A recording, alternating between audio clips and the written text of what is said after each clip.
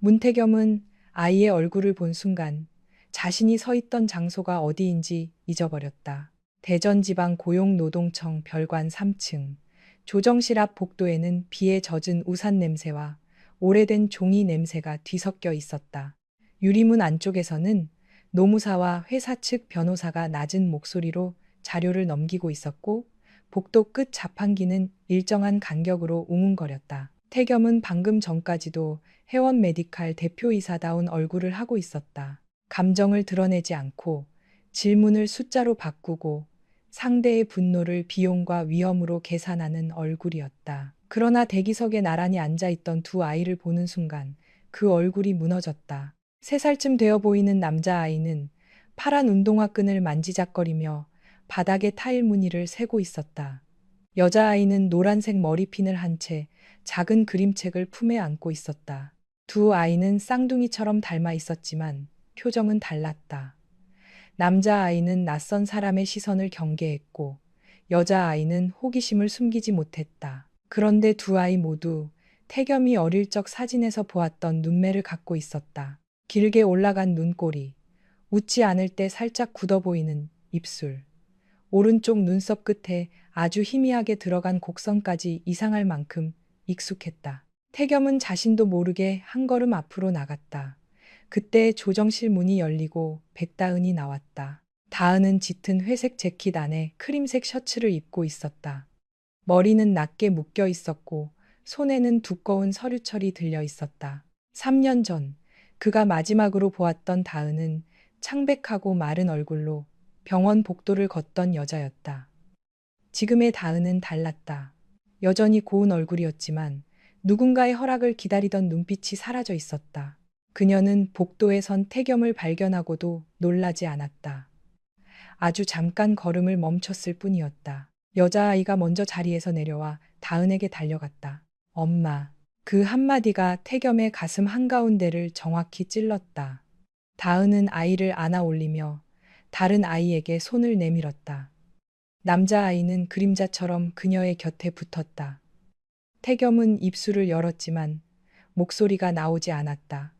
회사 직원들이 조정실 안에서 그를 기다리고 있다는 사실도, 오늘 협의가 해원 메디칼의 평판과 수십억 원의 손실에 영향을 줄 수 있다는 사실도 머릿속에서 사라졌다. 그는 겨우 아이들을 가리키며 물었다. 저 아이들 몇 살이지? 다은의 눈빛이 차갑게 가라앉았다. 오늘은 직원 부당 정보 건으로 온 자리예요. 사적인 질문에 답할 이유는 없습니다. 다은아. 3년 만에 부른 이름은 생각보다 낯설었다. 다은은 아이들을 자신의 뒤로 물리듯 세웠다. 여자아이는 엄마의 어깨 너머로 태겸을 빤히 바라보았다. 그 시선이 너무 맑아 태겸은 오히려 숨을 쉬기 어려웠다. 대표님. 다은은 일부러 직함으로 그를 불렀다. 조정이 끝난 뒤에 회사 측 답변서를 보내주세요. 노동자들이 치료를 받았다는 이유로 승진 대상에서 제외되거나 지방으로 전보되는 일이 다시 생기지 않도록 구체적인 방안을 넣으셔야 합니다. 그 말에는 오래된 상처가 묻어 있었다. 태겸은 그 뜻을 알아들었다. 그러나 다은은 더 말하지 않았다. 그녀는 두 아이의 손을 잡고 복도 끝으로 걸어갔다. 여자아이가 몇 번이나 뒤를 돌아보았다. 남자아이는 끝까지 고개를 돌리지 않았다. 엘리베이터 문이 닫히기 직전 태겸은 여자아이의 오른쪽 귀 아래에 있는 작은 점을 보았다. 그 점은 그의 아버지와 자신에게도 같은 자리에 있었다. 문이 닫혔다. 태겸은 한동안 움직이지 못했다.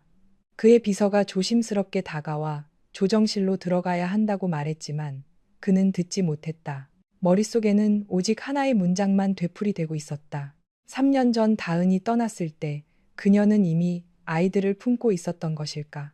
그 질문은 태겸을 단숨에 과거로 끌고 갔다. 다은과 태겸의 결혼은 처음부터 집안의 환영을 받은 결혼이 아니었다. 태겸은 충남 공주에서 작은 의료기기 수입업으로 시작해 전국 규모의 기업을 만든 문성표 회장의 외아들이었다. 다은은 대전에서 자란 평범한 교사 부부의 딸이었다.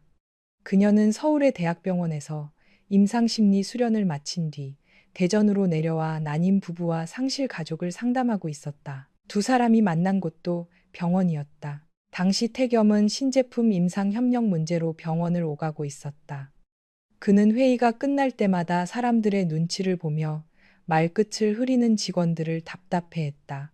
어느 날 엘리베이터 안에서 그는 한 간호사에게 무례하게 책임을 추궁했고 옆에 있던 다은이 조용히 말했다. 책임을 묻는 것과 사람을 몰아붙이는 건 다릅니다. 태겸은 처음으로 자신에게 그런 말을 하는 사람을 보았다.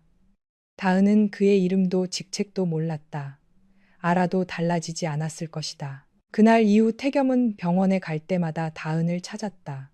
커피를 마시자고 했고 저녁을 먹자고 했으며 상담이 끝나는 시간까지 병원 로비에서 기다리기도 했다. 다은은 처음에는 그를 차갑고 성급한 사람이라고 생각했지만 시간이 지나면서 그 안에 인정받고 싶어하는 외로운 아이가 있다는 것을 알게 되었다. 태겸은 다은 앞에서만 약한 이야기를 했다. 아버지가 쓰러진 뒤 29살에 회사 경영을 떠맡았던 일, 어머니 정옥선이 늘 그에게 문씨 집안을 이어갈 사람답게 살아야 한다고 말했던 일, 실패하면 사랑받을 자격도 잃는 것 같았던 어린 시절을 털어놓았다.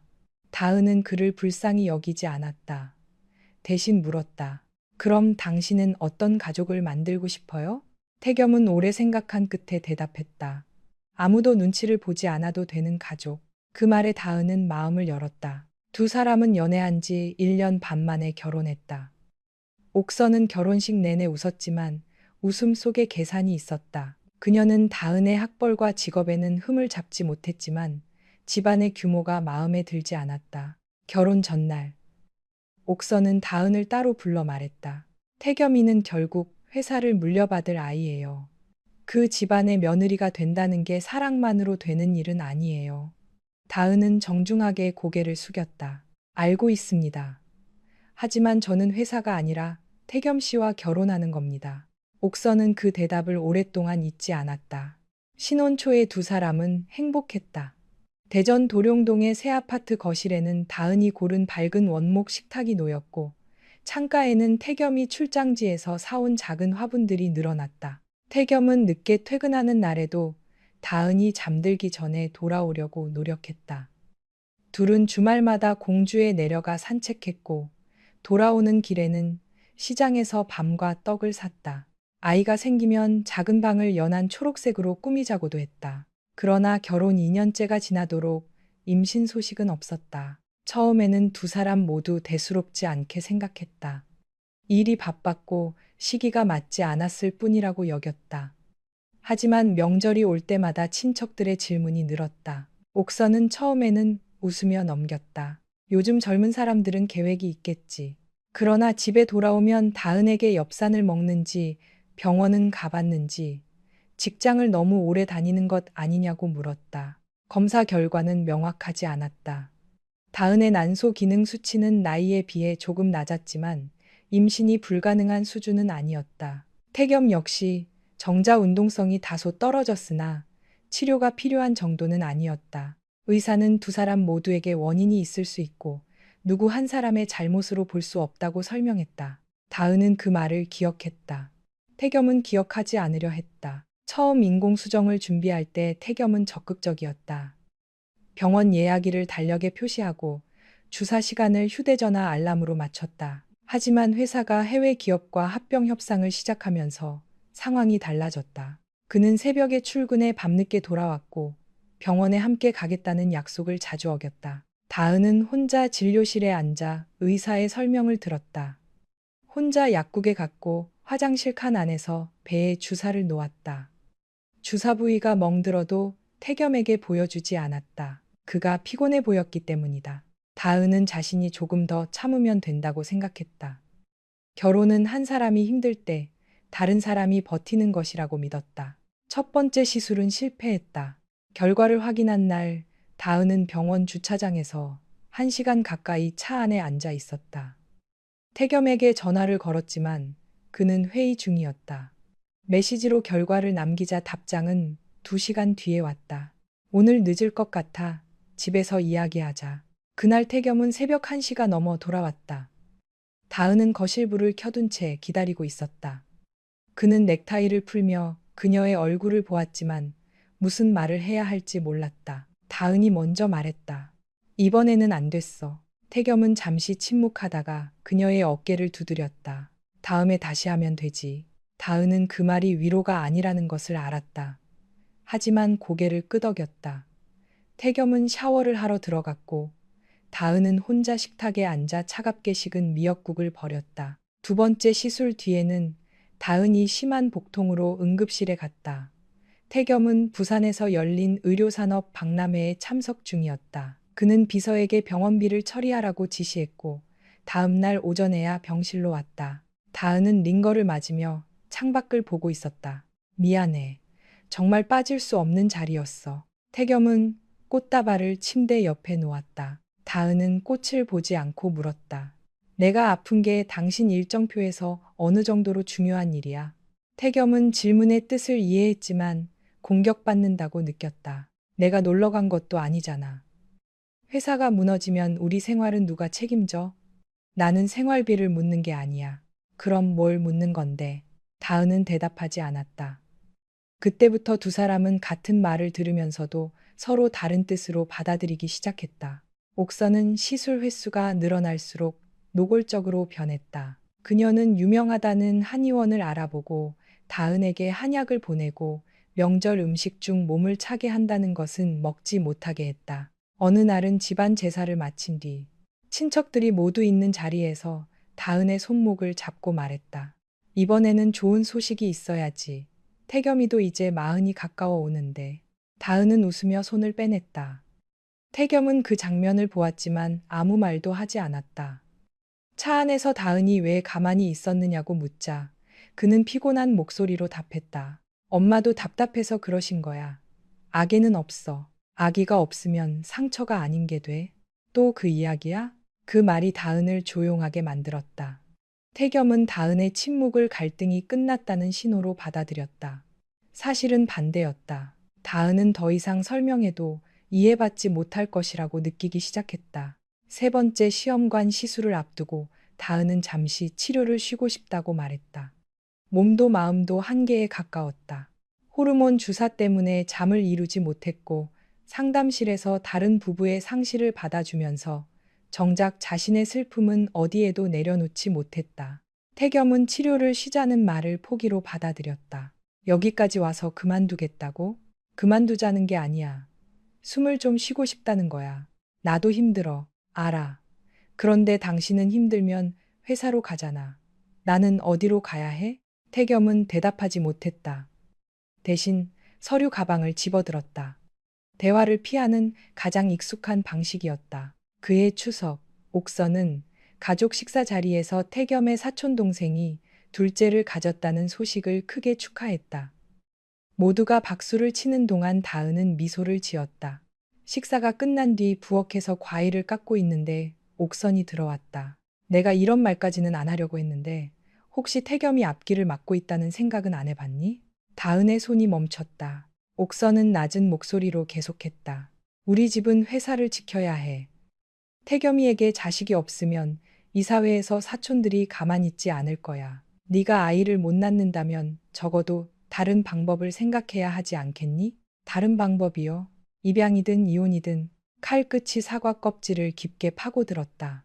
다은은 손가락을 베지 않으려고 천천히 칼을 내려놓았다. 그 말씀 태겸 씨도 알고 있습니까? 옥선은 대답 대신 냉소적으로 웃었다. 그 애는 말하지 못해. 그러니까 내가 말하는 거야. 다은은 그날 집으로 돌아오는 차 안에서 태겸에게 전부 이야기했다. 태겸은 운전대를 잡은 채 한참 침묵했다. 다은은 그가 화를 내거나 차를 돌려 어머니에게 따질 것이라고 기대했다. 그러나 태겸이 한 말은 달랐다. 엄마 말에 의미를 두지 마. 이혼을 생각해보라는 말이 어떻게 의미 없는 말이야? 실제로 그렇게 하겠다는 것도 아니잖아. 당신은 나한테 무엇을 원하는데? 태겸은 숨을 길게 내쉬었다. 지금은 싸울 힘이 없어. 회사도 복잡하고 치료도 계속 실패하고 집에 오면 당신은 늘 울 것 같은 얼굴이야. 나도 좀 편하게 숨 쉬고 싶어. 다은은 창밖을 바라보았다. 고속도로 가로등이 일정한 간격으로 얼굴을 스쳐 지나갔다.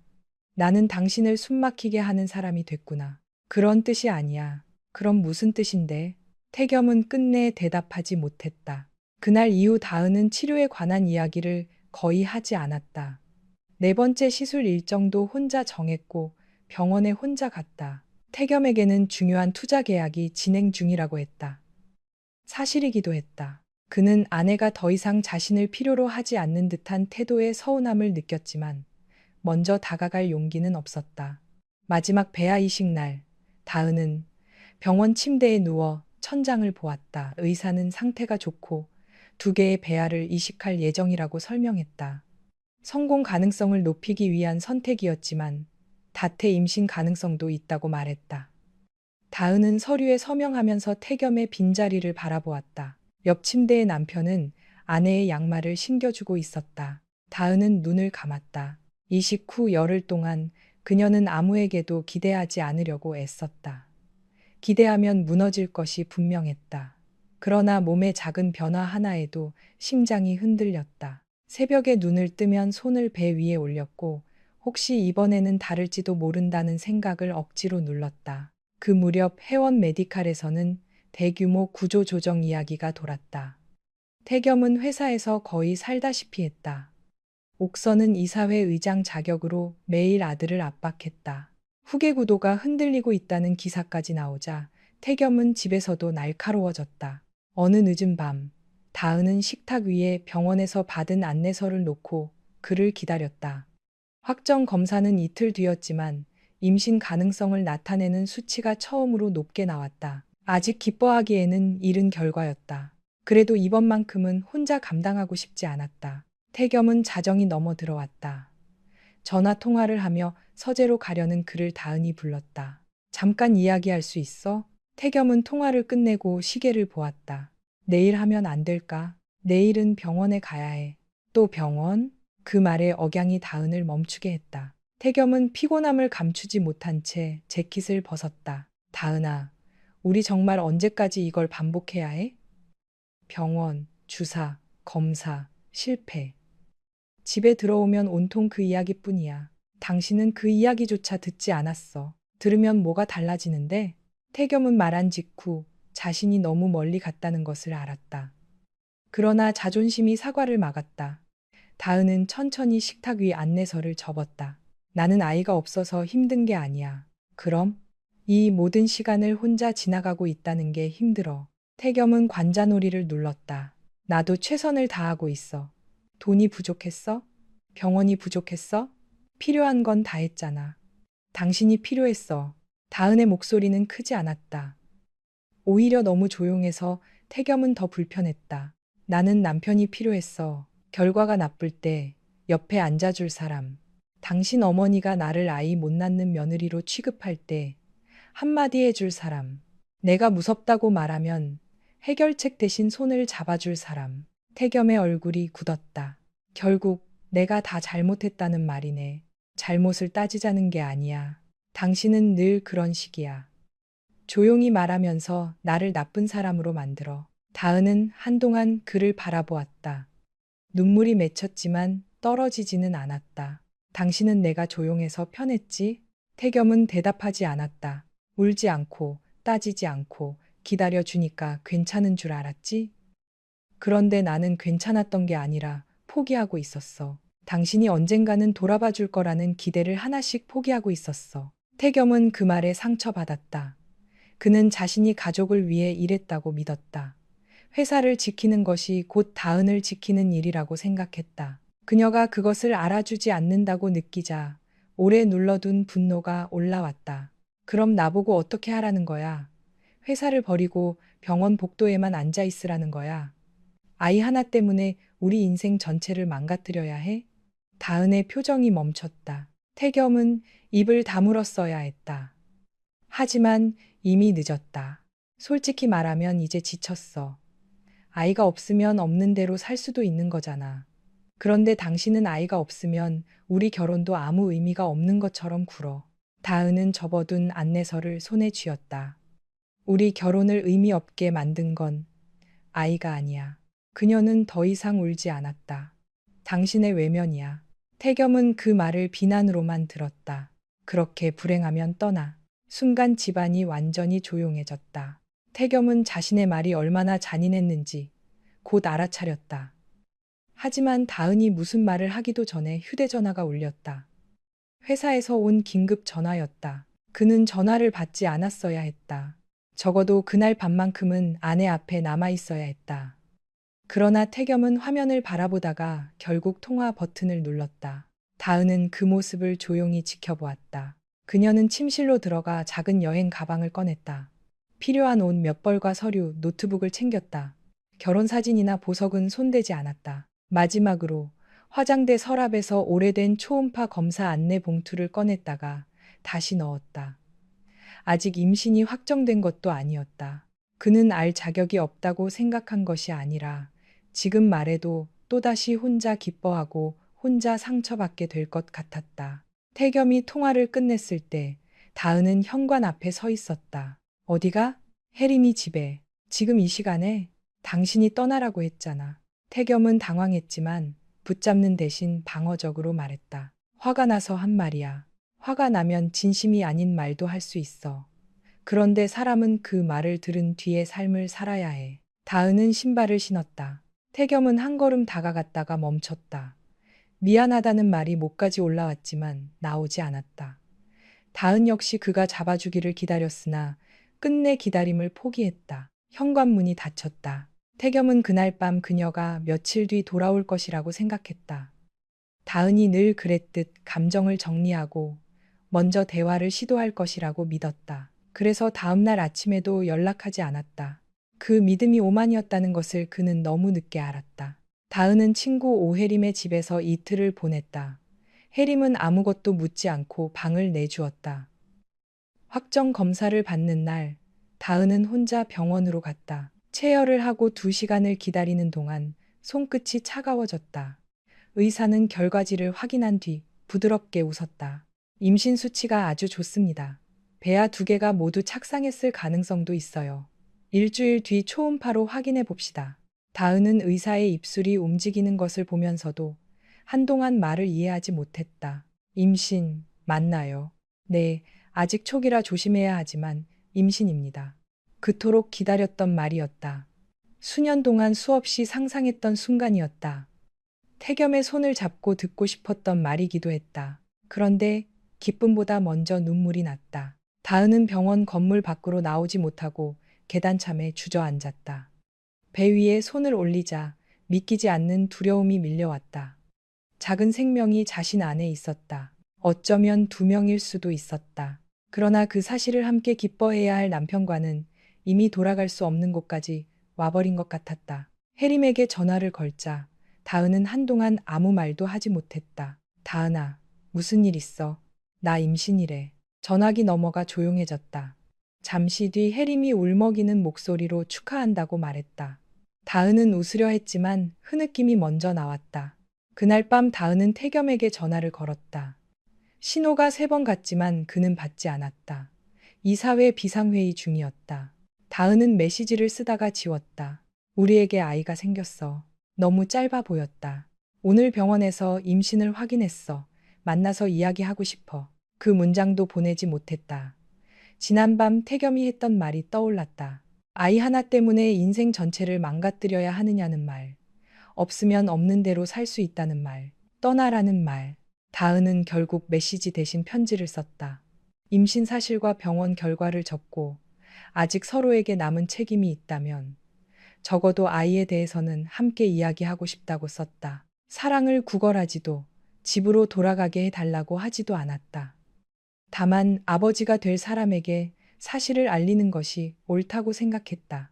다음 날 아침, 다은은 해원 메디칼 본사로 등기 우편을 보냈다. 수신인에는 문태겸 대표이사의 이름을 또박또박 적었다. 병원 확인서 사본도 함께 넣었다. 그 편지는 이틀 뒤 회사 비서실에 도착했다. 그러나 태겸의 손에는 들어가지 않았다. 정옥선이 아들 앞으로 온 등기 봉투를 먼저 보았기 때문이었다. 옥선은 봉투 앞면의 발신인 이름을 보는 순간 표정이 굳었다. 백다은, 이미 며느리가 집을 나갔다는 보고를 받은 뒤였다. 그녀는 비서들에게 회의실을 비우게 하고 혼자 문을 잠갔다. 봉투 안에서 병원 확인서와 편지가 나왔다. 임신 수치, 초기 진단, 일주일 뒤 초음파 예정이라는 문장이 선명했다. 옥선의 손끝이 잠시 떨렸다. 기다리던 손주 소식이었다. 하지만 기쁨보다 먼저 두려움이 올라왔다. 다은이 아이를 데리고 돌아오면 태겸은 다시 흔들릴 것이고 이혼 이야기는 사라질 것이며 자신이 통제해온 후계 구도도 달라질 수 있었다. 그녀는 편지를 끝까지 읽고 천천히 접었다. 비서가 문 밖에서 대표에게 바로 전달할지 물었다. 옥선은 짧게 대답했다. 아니, 이건 잘못 온 우편이야. 그녀는 병원 확인서까지 봉투에 넣어 자신의 가방 깊숙한 곳에 감췄다. 같은 시각 태겸은 한층 아래 회의실에서 구조조정 계획서를 검토하고 있었다. 그는 아내가 임신했다는 사실도 자신이 이미 두 아이의 아버지가 되어 가고 있다는 사실도 모른 채 서류 마지막 장에 서명했다. 정옥선이 편지를 숨긴 날, 백다은은 병원 초음파실에서 두 개의 작은 심장 소리를 들었다. 모니터 속에는 검은 주머니 두 개가 나란히 자리 잡고 있었다. 의사는 화면 한쪽을 가리키며 먼저 한 아이의 심장 박동을 들려주었고, 이어 다른 쪽의 소리를 확인했다. 빠르고 규칙적인 두 개의 박동이 진료실 안을 가득 채웠다. 다은은 입을 막은 채 눈물을 흘렸다. 하나의 기적도 믿기 어려웠는데 두 생명이 동시에 그녀를 찾아온 것이었다.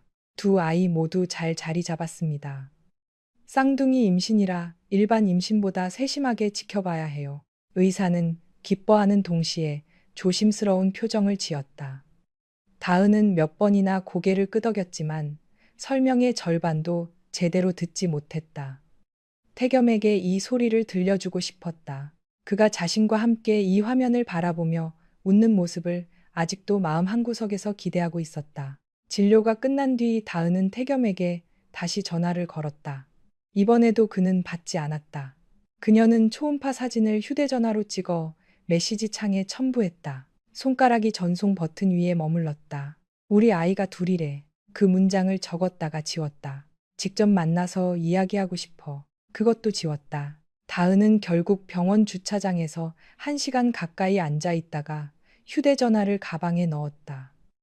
이미 편지를 보냈으니 태겸이 읽고 연락할 것이라고 생각했다. 적어도 아이에 관한 일만큼은 외면하지 않을 것이라고 믿었다. 그러나 하루가 지나고 사흘이 지나고 일주일이 지나도 연락은 없었다. 그 사이 태겸은 옥선이 소개한 변호사에게서 이혼 합의서 초안을 받았다.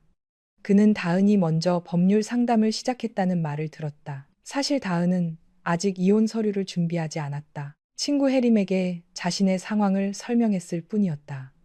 하지만 옥선은 회사 법무팀을 통해 다은이 이혼을 결심했다는 식으로 상황을 꾸몄다. 다은이가 재산 분할을 원하지 않는다고 하더구나. 옥선은 아들의 집무실 소파에 앉아 담담하게 말했다. 아이 문제로 수년을 고생했으니 그 애도 이제 지친 거겠지.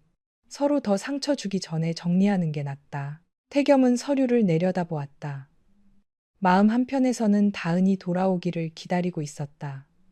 하지만 그녀가 먼저 이혼을 선택했다는 말을 듣자 버림받았다는 분노가 앞섰다. 다은이가 직접 그렇게 말했습니까? 옥선은 잠시도 망설이지 않았다.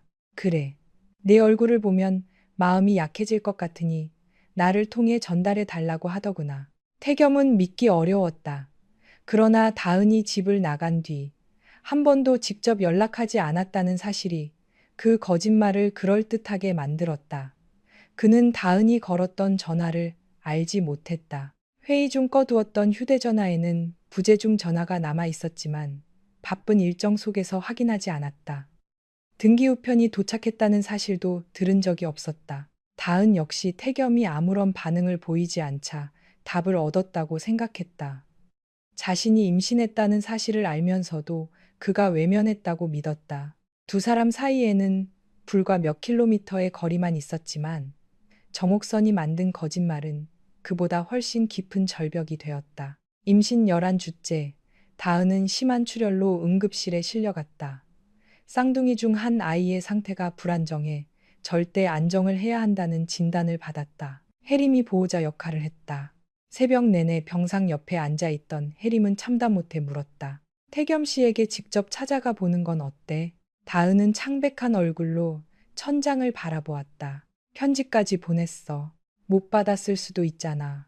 그 회사 대표 앞으로 보낸 등기 우편이 사라질 수 있을까? 문태겸이 어떤 사람인지 네가 더 잘 알잖아. 적어도 아이를 알고도 아무렇지 않을 사람은 아니었어. 다은은 배 위에 손을 얹었다. 나도 그렇게 믿었어. 그래서 더 이상 직접 확인할 용기가 없어. 찾아갔다가 정말 알고 있었다는 말을 들으면 나는 이 아이들을 지킬 힘까지 잃을 것 같아. 그녀는 자신이 비겁하다는 것을 알았다. 하지만 몸 안에서 두 생명을 지켜야 하는 지금 또 한 번 거절당할 가능성을 감당할 수 없었다. 퇴원한 뒤 다은은 직장을 그만두었다. 대전의 아파트로 돌아갈 수 없어 해림의 도움을 받아 공주의 작은 연립주택으로 옮겼다. 부모에게는 뒤늦게 임신과 별거 사실을 알렸다. 다은의 아버지는 태겸을 찾아가겠다고 화를 냈지만 다은은 말렸다. 아이들이 태어나기 전까지는 조용히 있고 싶어요. 어머니는 딸의 손을 잡고 오래 울었다. 기적처럼 찾아온 손주들을 기뻐하면서도 그 기쁨을 혼자 감당해야 하는 딸이 안쓰러웠다. 몇 주 뒤 다은에게 이혼 서류가 도착했다. 태겸이 이미 서명한 상태였다. 재산 분할 조항은 거의 없었고 다은에게 불리한 내용도 없었다. 그저 두 사람이 앞으로 서로에게 어떠한 의무도 요구하지 않는다는 문장만 차갑게 적혀 있었다. 다은은 마지막 장의 서명을 바라보았다. 문태겸이라는 세 글자가 또렷했다. 그 순간 그녀는 태겸이 자신의 임신 사실을 알고도 결혼을 정리하기로 했다고 확신했다. 해림은 서명을 서두르지 말라고 했다. 적어도 임신 사실을 법적으로 남겨야 해. 출산 뒤에 아이들의 권리 문제도 있고. 다은은 고개를 저었다. 아이를 원하지 않는 사람에게 아버지 역할을 강요하고 싶지 않아. 그건 내 자존심 문제가 아니야. 아이들의 권리야. 알아. 그런데 지금은 아이들을 안전하게 낳는 게 먼저야. 나중에 아이들이 아버지를 찾고 싶다고 하면 그때 생각할게. 다은은 결국 이혼 합의서에 서명했다. 다만 임신 사실을 알리지 않았다는 내용에는 동의하지 않았다. 그녀는 자신이 보낸 등기우편 영수증과 병원 기록을 별도의 상자에 보관했다. 언젠가 아이들에게 모든 사실을 설명해야 할 날이 올 수도 있다고 생각했기 때문이다. 그해 겨울, 다은은 예상보다 2달 일찍 진통을 시작했다. 공주의 병원에서는 고위험 쌍둥이 출산을 감당하기 어려워 대전의 대학병원으로 급히 이송되었다. 구급차 안에서 그녀는 해림의 손을 붙잡고 같은 말만 반복했다. 아이들만 살려줘. 나는 어떻게 돼도 괜찮으니까 아이들만. 해림은 울면서 화를 냈다. 그런 말 하지 마. 너도 살아야 해. 아이들한테 엄마가 필요하잖아. 긴급 제왕절개 끝에 남자아이와 여자아이가 태어났다. 두 아이 모두 너무 작아. 곧바로 신생아 집중치료실로 옮겨졌다. 다은은 마취에서 깨어난 뒤에도 아이들을 볼 수 없었다. 간호사가 휴대전화로 찍어준 사진 속에서 아이들은 손바닥만 한 얼굴에 산소 장치를 하고 있었다. 다은은 침대에서 몸을 일으킬 수도 없었지만 매일 휠체어를 타고 신생아실 앞까지 갔다. 유리창 너머의 두 아이에게 이름을 붙여 주었다. 남자아이는 백도윤, 여자아이는 백설인. 아이들에게 태겸의 성을 주지 않은 것은 복수 때문이 아니었다. 출생신고 당시 법적으로 혼인관계가 끝나 있었고 태겸이 친부라는 사실을 증명하려면 별도의 절차가 필요했다. 무엇보다 다은은 아이들이 누군가에게 거절당한 존재로 기록되는 것을 원하지 않았다. 엄마가 먼저 너희 편이 되어줄게. 그녀는 유리창에 손바닥을 대고 속삭였다. 도윤과 설이는 2달 가까이 병원에 있었다. 다은은 아이들이 퇴원한 뒤에도 제대로 잠들지 못했다. 한 아이가 울면 다른 아이가 따라 울었고 분유를 먹이고 트림을 시키고 기저귀를 갈다 보면 다시 처음부터 시작해야 했다. 부모가 번갈아 도와주었고 해림도 주말마다 왔지만 새벽의 두려움은 결국 다은 혼자의 몫이었다. 아이들이 숨을 너무 조용히 쉬면 그녀는 몇 번이나 코 밑에 손가락을 가져갔다. 열이 조금만 올라도 응급실로 달려갔다. 도윤이 폐렴으로 입원했을 때는 이틀 밤을 의자에서 잤다. 설인을 친정어머니에게 맡기고 병실에 남아있으면서 다은은 처음으로 태겸을 원망했다. 아이를 함께 키우고 싶어서가 아니었다. 그가 없는 현실을 선택한 것이 자신이 아니라는 사실이 억울했다. 그녀는 알렸고 그는 대답하지 않았다. 적어도 다은이 아는 진실은 그랬다. 다은은 아이들이 도를 지나면서 다시 일을 시작했다. 처음에는 온라인으로 나뉜 경험자들의 상담을 맡았다. 자신이 직접 겪은 상실과 불안은 상담 방식까지 바꾸어 놓았다. 그녀는 더 이상 내담자에게 쉽게 희망을 말하지 않았다. 대신 절망 속에서도 한 사람이 자신의 존엄을 지킬 방법을 함께 찾았다. 점차 상담 의뢰가 늘었고 다은은 치료 때문에 직장에서 불이익을 받은 여성들을 돕는 비영리 단체에 참여했다. 그곳에서 회원 메디칼 직원들의 이야기를 들었다. 난임 시술을 위해 반차를 반복해 사용한 직원은 중요 프로젝트에서 제외되었다. 임신 초기 유산을 겪은 직원은 업무 집중력이 부족하다는 평가를 받았다. 육아휴직을 신청한 연구원은 복귀 직후 공주 외곽물류센터로 전보되었다. 그 회사의 대표가 문태겸이라는 사실을 알았을 때 다은은 사건에서 빠지려고 했다. 하지만 피해 직원 한 명이 울며 말했다. 저희가 치료받는 게 잘못은 아니잖아요. 그런데 회사에서는 언제든 빠질 수 있는 사람, 중요한 일을 맡기면 안 되는 사람으로 봐요. 다은은 과거에 자신을 보았다. 고통을 겪는 사람보다 일정과 성과가 먼저였던 태겸의 얼굴이 떠올랐다. 그녀는 결국 피해자들의 심리 진술서를 작성하고 조정 절차에 동행하기로 했다. 그 선택이 3년 만에 재회를 만들었다. 대전지방 고용노동청에서 다은과 아이들이 사라진 뒤 태겸은 조정실로 돌아왔지만 회의 내용을 거의 듣지 못했다. 피해 직원 측 노무사가 회사의 차별적 인사 기록을 제시했고 법무팀장은 대응 논리를 설명했다. 태겸은 서류를 넘기다가 한 페이지에서 손을 멈췄다. 심리상담, 의견서 작성자, 백다은. 그는 회의를 중단했다. 오늘은 여기까지 하겠습니다. 법무팀장이 당황해 말했다. 대표님, 지금 중단하면 회사가 책임을 회피하는 것으로 보일 수 있습니다. 회피하지 않을 겁니다. 자료를 전부 다시 검토하겠습니다. 치료와 출산을 이유로 불이익을 준 사례가 사실이라면 합의 이전에 인사 책임자부터 조사하세요. 조정실을 나온 태겸은 비서에게 다은과 두 아이에 관한 정보를 알아보라고 지시하려다가 멈췄다. 과거의 자신이라면 회사 인맥과 돈을 이용했을 것이다. 하지만 다은이 아이들을 뒤로 숨기던 모습이 떠올랐다. 그녀는 자신을 두려워하고 있었다. 정확히는 자신이 가진 힘을 경계하고 있었다. 태겸은 그날 밤 집으로 돌아가지 않고 회사 기록보관실로 향했다. 다은이 떠났던 시기의 일정, 우편 수령 기록, 비서실 문서를 전부 확인하라고 했다. 당시 비서실장이었던 직원은 이미 퇴직한 상태였다. 현재 직원들은 3년 전에 등기 우편 하나를 기억하지 못했다. 전산 기록에는 다은의 이름이 없었다. 태겸은 새벽까지 자료를 뒤졌지만 아무것도 찾지 못했다. 다음 날 그는 옥선을 찾아갔다. 옥선은 공주 본가의 응접실에서 차를 마시고 있었다. 태겸이 두 아이를 보았다고 말하자 찻잔을 든 손이 미세하게 흔들렸다. 다은이 아이가 있었습니까? 옥선은 놀란 척했지만 태겸은 어머니의 얼굴을 오래 보아왔다. 진짜 놀랐을 때와 감추려 할 때의 차이를 알았다. 어머니는 알고 계셨습니까? 무슨 말을 하는 거니? 다은이가 떠난 직후 저에게 온 우편이 있었습니까? 옥선은 찻잔을 내려놓았다. 3년 전 일을 내가 어떻게 기억하니? 태겸은 대답하지 않고 어머니를 바라보았다. 침묵이 길어지자 옥선의 목소리가 날카로워졌다. 그 아이들이 내 자식이라는 증거라도 있어?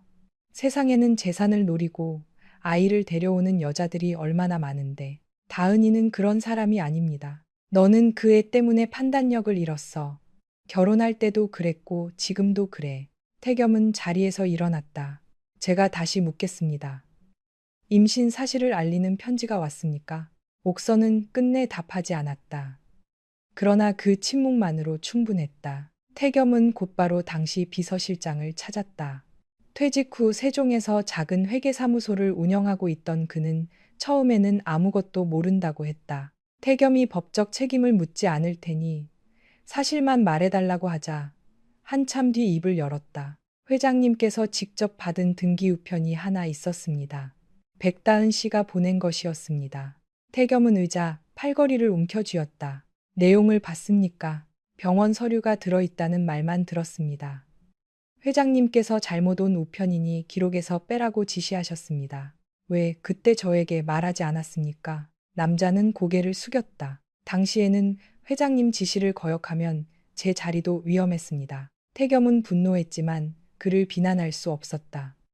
자신 역시 어머니의 부당한 말에 침묵하며 다은을 혼자 두었다. 비서실장이 지위를 지키기 위해 침묵한 것과 자신이 평화를 지키겠다며 침묵한 것은 본질적으로 다르지 않았다. 그날 저녁 태겸은 다은에게 전화를 걸었다. 몇 번의 신호음 끝에 그녀가 받았다. 무슨 일이죠? 태겸은 숨을 고르고 말했다. 네가 보낸 편지를 나는 받지 못했어. 전화기 너머가 조용해졌다. 무슨 편지인지 알고 말하는 거예요? 임신 사실을 적은 편지. 병원 확인서도 같이 보냈지? 다은의 호흡이 달라졌다. 이제 와서 어떻게 알았어요? 어머니가 숨겼어. 다은은 곧바로 대답하지 않았다. 태겸은 그녀가 충격을 받을 것이라고 생각했다. 하지만 다은의 목소리는 차갑게 가라앉았다. 그렇다고 당신 책임이 없어지는 건 아니에요. 태겸은 눈을 감았다. 알아. 당신 어머니가 편지를 숨길 수 있었던 건 당신이 늘 그분의 말을 내 말보다 먼저 믿었기 때문이에요. 당신은 내가 이혼을 원한다는 말을 직접 확인하지도 않았어요. 내가 왜 떠났는지도 묻지 않았고요. 변명하지 않을게. 그럼 무엇을 원하는데요? 태겸은 잠시 말하지 못했다. 아이들을 만나고 싶다는 말은 너무 쉬웠다. 이미 3년을 살지 않은 사람이 요구할 수 있는 권리처럼 들릴까 두려웠다. 아이들이 내 자식인지 확인하고 싶어. 말이 나간 순간 다은의 숨소리가 가섰다. 태겸은 곧 자신의 표현이 잘못되었다는 것을 깨달았다. 의심한다는 뜻이 아니야. 법적으로 책임을 지려면 필요한 절차라고 생각했어. 당신은 늘 절차부터 찾는군요. 다은의 목소리에 쓰라린 웃음이 섞였다. 사람의 마음은 절차가 끝난 다음에 보나요? 미안해. 검사는 하겠습니다. 뜻밖의 대답에 태겸이 눈을 떴다. 대신 조건이 있어요. 결과가 나오더라도 당신 마음대로 아이들에게 접근할 수는 없어요. 언론에 알리거나 문씨 집안의 손주로 이용해서도 안 됩니다. 모든 만남은 아이들의 상태를 기준으로 결정할 거예요. 동의할게. 말로는 안 돼요. 혜림이 법적 합의서를 만들 겁니다. 서명하겠어. 다은은 잠시 침묵하다가 덧붙였다. 그리고 아이들은 당신을 모릅니다. 당신이 아버지라는 사실도 아직 말하지 않았어요. 태겸의 가슴이 무겁게 내려앉았다. 아이들 이름을 알려줄 수 있어? 백도윤, 백설인이에요.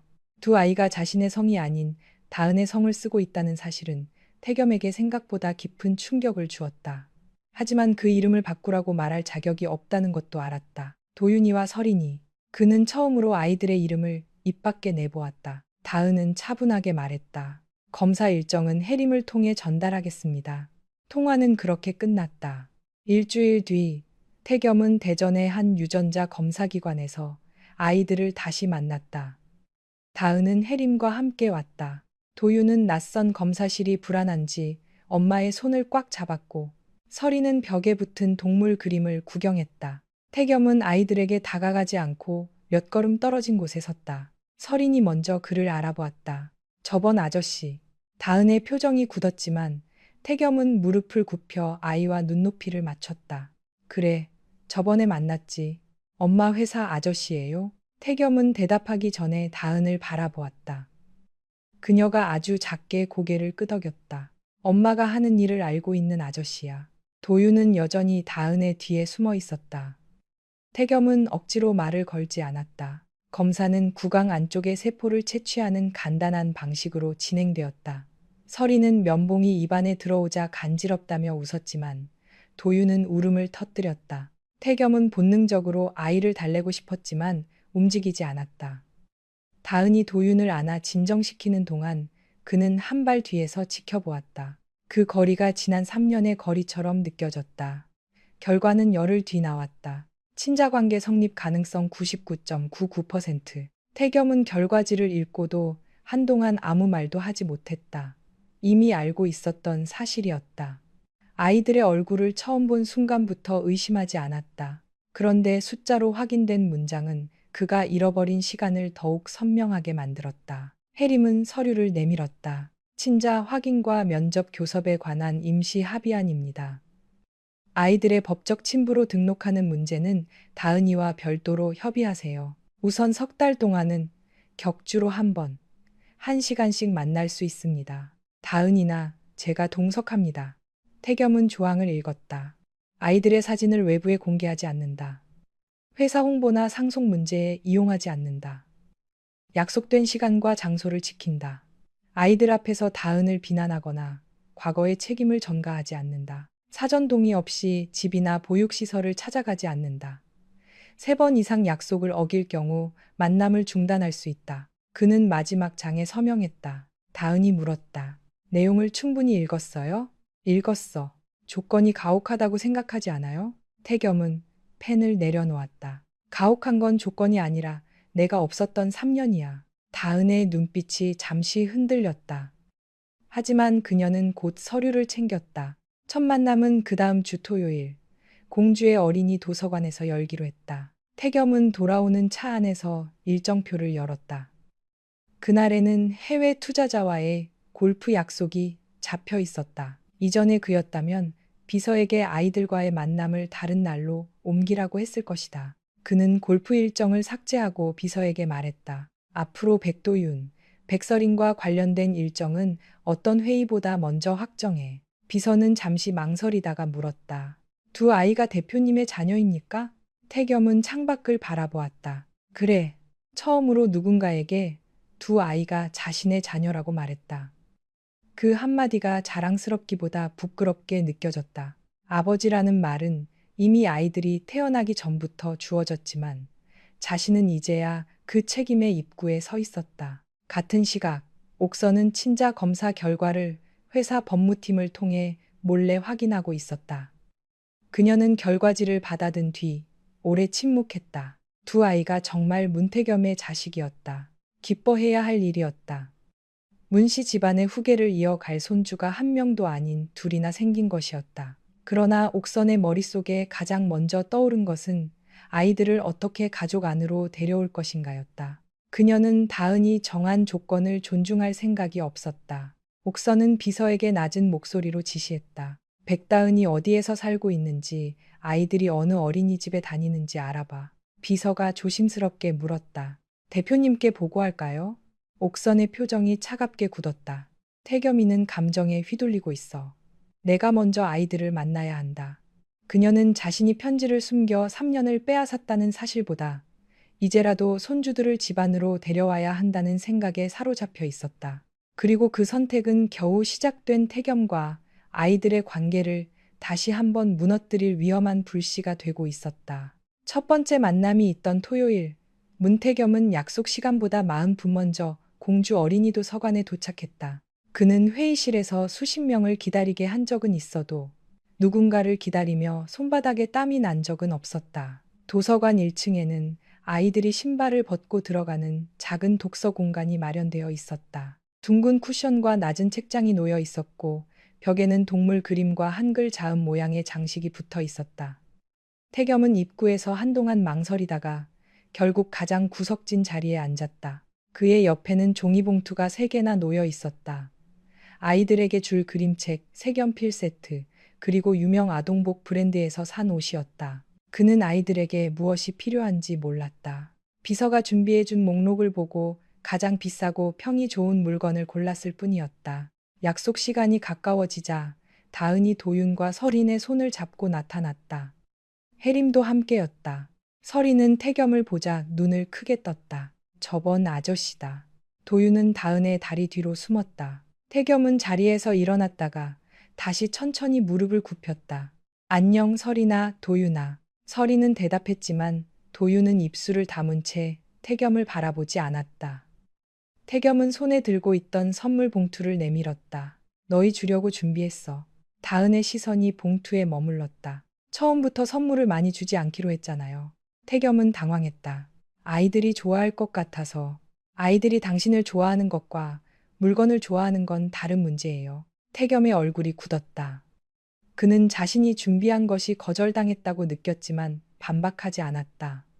혜림이 조용히 책 한 권만 꺼내보자고 중재했다. 태겸은 세 개의 봉투 중 가장 얇은 그림책을 꺼냈다. 우주를 여행하는 아기 토끼 이야기였다. 서리는 표지를 보자 바로 관심을 보였다. 토끼가 달에 가요? 그런 것 같아. 아저씨가 읽어주세요. 태겸은 책을 받아들고 낮은 의자에 앉았다. 그러나 첫 장을 넘기자마자 문제가 생겼다. 그는 아이에게 책을 읽어준 적이 없었다.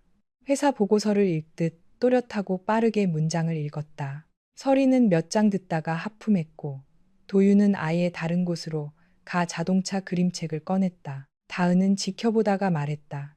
그렇게 빨리 읽으면 아이들이 따라가지 못해요. 태겸은 책장을 넘기던 손을 멈췄다. 그럼 어떻게 읽어야 하지? 그림을 같이 보고 아이들이 궁금해하는 걸 물어보세요. 꼭 글자를 전부 읽을 필요도 없어요. 태겸은 다시 첫 장으로 돌아갔다.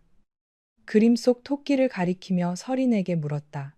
이 토끼는 왜 가방을 메고 있을까? 서린이 웃으며 답했다. 엄마한테 화나서 집 나가는 거예요. 다은의 얼굴이 순간 굳었다. 태겸도 아무 말도 하지 못했다. 아이는 어른들의 기색을 알지 못한 채 계속 말했다.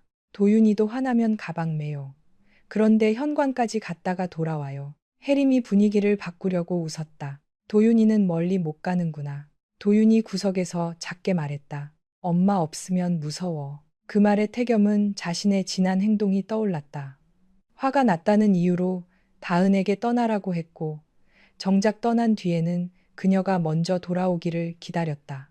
3살짜리 아이조차 무서우면 돌아올 줄 아는데 그는 자존심 때문에 돌아갈 길을 막아버렸다. 첫 만남은 1시간도 채 되지 않았다. 태겸은 아이들과 손을 잡지도 안아보지도 못했다. 서리는 책 한 권을 들고 돌아갔고 도윤은 끝까지 태겸에게 말을 걸지 않았다. 차에 오른 태겸은 자신이 왜 이렇게 무력한지 이해할 수 없었다. 회사를 키우는 데는 전략이 있었고 사람을 설득하는 데는 방법이 있었다. 하지만 아이 앞에서는 노력과 결과 사이에 아무런 공식도 없었다. 그는 그날부터 아동 발달과 애착 형성에 관한 책을 읽기 시작했다. 비서에게 요약을 시키지 않고 직접 읽었다. 아이들이 낯선 어른을 경계하는 것은 정상이며 관계를 강요하면 오히려 불안을 키울 수 있다는 문장을 여러 번 되새겼다. 두 번째 만남에서 태겸은 선물을 가져가지 않았다. 대신 아이들이 좋아한다는 공룡 스티커와 간단한 색칠 종이만 준비했다. 서리는 태겸을 보자 먼저 손을 흔들었다.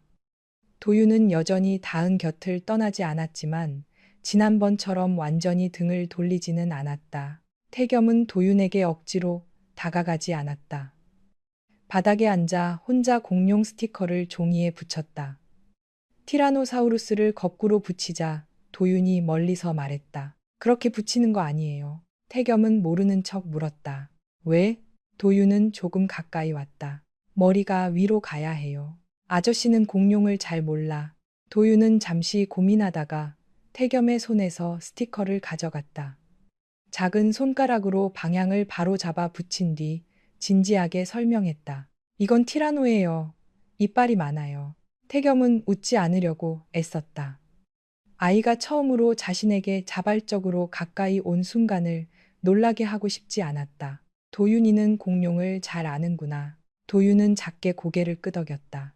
그날 태겸은 도윤과 10분 가까이 공룡 이야기를 했다. 정확히 말하면 도윤이 설명했고 태겸이 들었다. 태겸은 자신이 아이에게 해줄 말을 찾는 것보다 아이가 하는 말을 끝까지 듣는 것이 더 중요하다는 사실을 처음 배웠다. 서리는 태겸의 손목시계에 관심을 보였다. 이건 왜 이렇게 커요? 시간을 보려고. 휴대폰으로 보면 되잖아요. 태겸은 대답하지 못했다. 서리는 시계를 만지다 태겸의 손등에 난 작은 흉터를 발견했다. 아팠어요? 어릴 때 넘어져서 다쳤어. 엄마가 호해줬어요? 태겸은 잠시 멈췄다. 아니, 그때는 엄마가 바빴어. 서리는 심각한 표정으로 태겸의 손등에 입김을 불었다. 이제 안 아파요. 그 순간 태겸은 고개를 숙였다. 3살짜리 아이의 작은 숨결이 자신이 수년 동안 돈과 성과로도 얻지 못했던 위로처럼 느껴졌다. 하지만 모든 만남이 순조로운 것은 아니었다.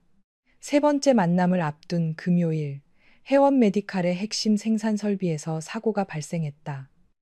수출 물량 전체가 지연될 수 있는 상황이었다. 태겸은 밤새 공장에 남아 문제를 해결했다.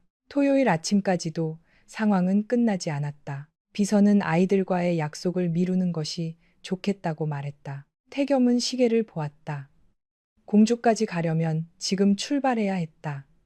그러나 현장 책임자는 대표의 최종 승인이 필요하다고 했다. 태겸은 다은에게 전화를 걸었다. 오늘 약속에 조금 늦을 것 같아. 얼마나요? 1시간 정도. 다은의 목소리가 차가워졌다. 아이들 낮잠 시간이 있어요. 1시간 늦으면 오늘은 만나기 어렵습니다. 공장에 사고가 생겼어. 정리되는 대로 바로 갈게. 아이들은 당신 회사 사정을 이해하지 못해요. 일부러 그러는 게 아니잖아. 말이 나간 순간 태겸은 과거의 자신과 똑같은 변명을 하고 있다는 것을 깨달았다. 다은은 조용히 말했다. 아이들은 일부러 약속을 어겼는지 아닌지 구분하지 못해요. 기다렸는데 오지 않았다는